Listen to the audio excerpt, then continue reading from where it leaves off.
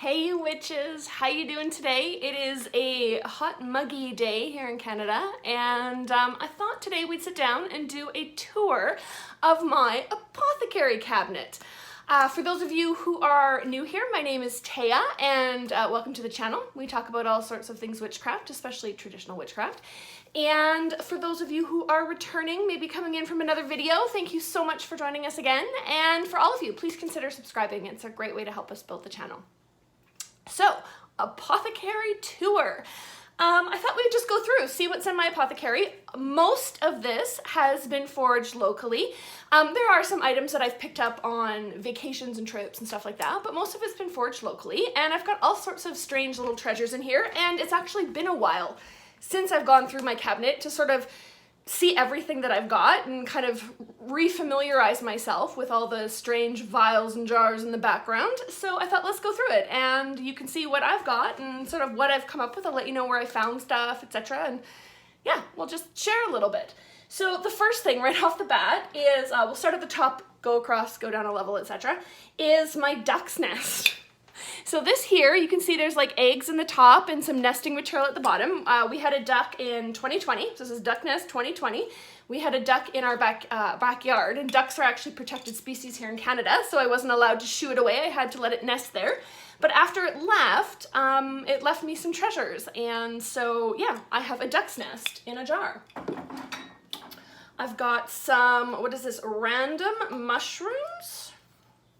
Yeah, random mushrooms, that one's not labeled. This is one of my favorites. I picked it up last year. It is vetch, which is sort of, it's a weed that grows here locally. There it is, vetch. It's a weed that grows here locally. It's this beautiful bright purple color, and it's kind of grows on this twining vine. So I thought it would be really good for any kind of spells where you want to cling, that kind of, that idea of like maybe, I don't really do them, but a love spell, right? You want it to like cling, or even if you were doing some type of banishing, but you wanted it to like cling to the person, because these little vines that they grows on are kind of sticky and they just stick to everything. So that was kind of a fun one. What else do we have here? Ooh, these are some big red mushrooms and one little tiny yellow one in the top there, and some big red mushrooms. I got these on a camping trip. They're red cap mushrooms.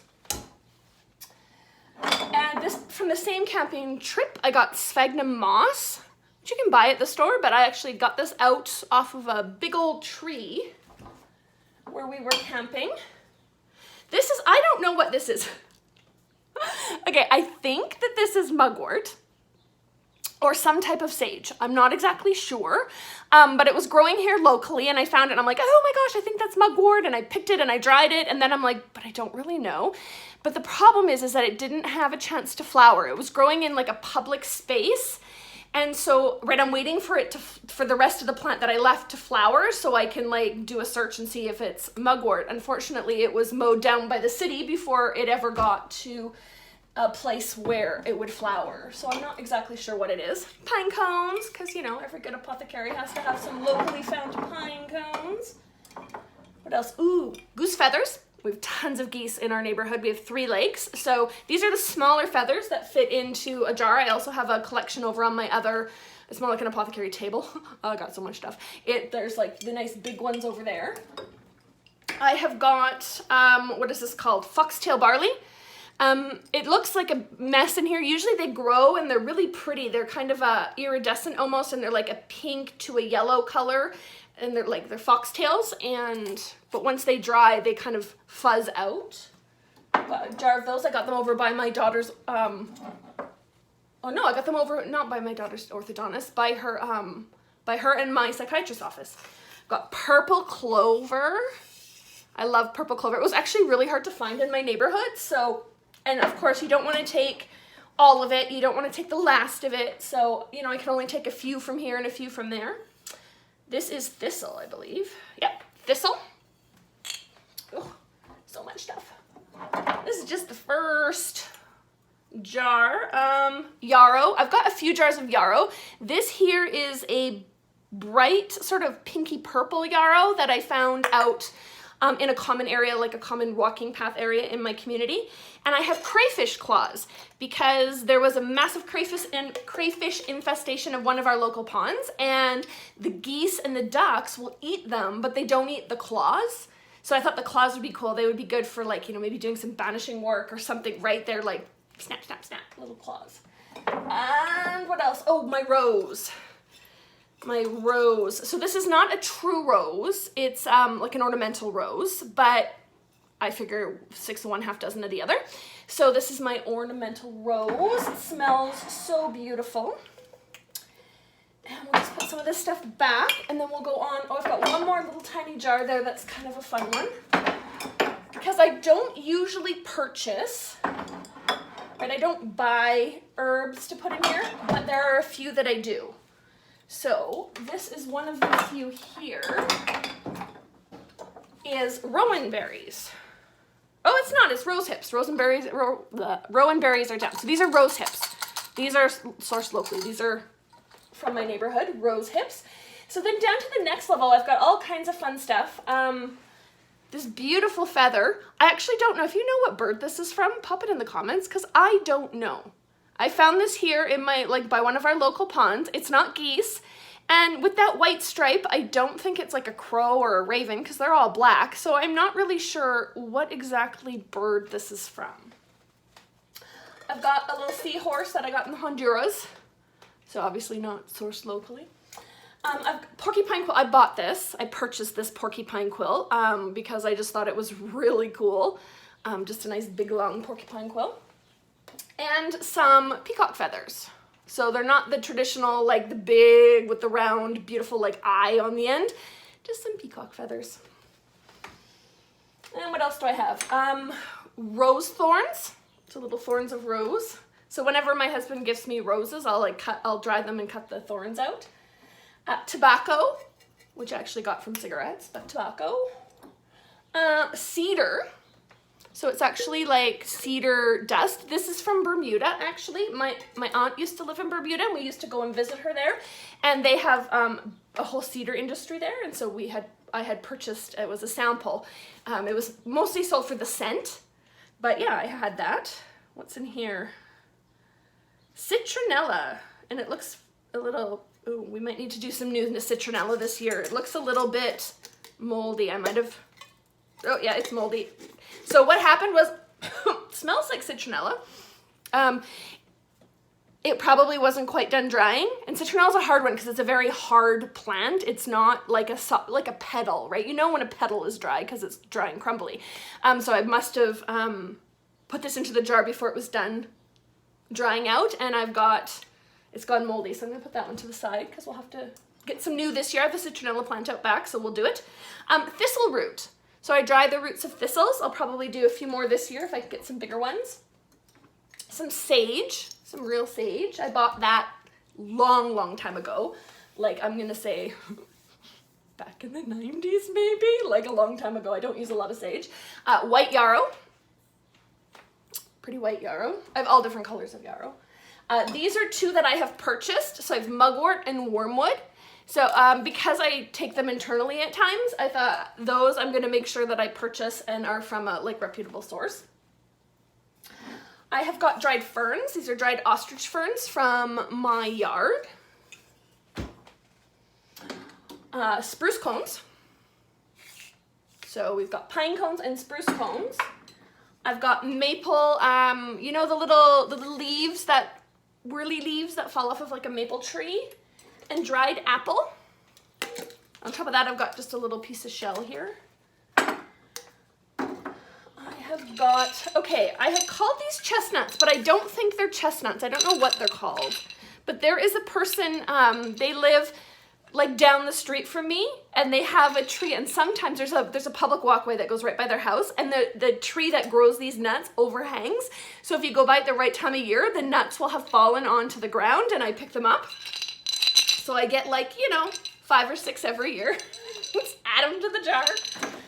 I've got lots of just like random shells. I've got this little starfish. I've got 2 bigger starfish in here.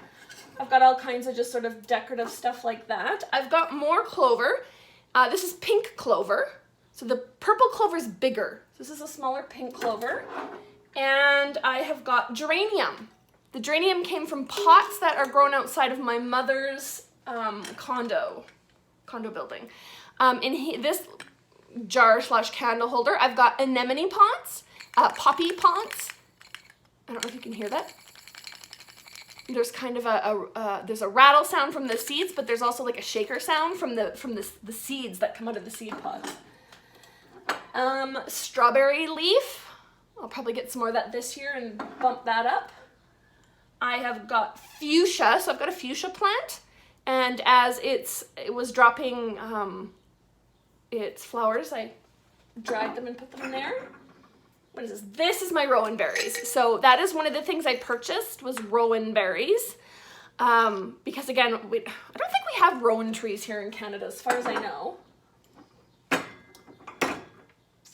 White clover. And this is a little bit of hair from my dog. Not my dog now Luna, my previous dog Nixie, when she passed away. I was like, I don't want to lose her. So I not thinking that I would get back her ashes, which is really a very strong connection to her. I just snipped some of her hair just in case I wanted to keep contact with her. An assortment of mushrooms. Again, these were all from a big local park we have here. They're like button mushrooms. And over here, these are seed pods, and I can't remember the name of, I'd have to look it up. I have records on what I plant each year in my yard. These were from an annual in my yard, but kind of fun. I'm not sure what I would use them for, but they look nice. All right, so that's that shelf. I don't know, you guys find this interesting? Are you hopefully getting some ideas of stuff that you can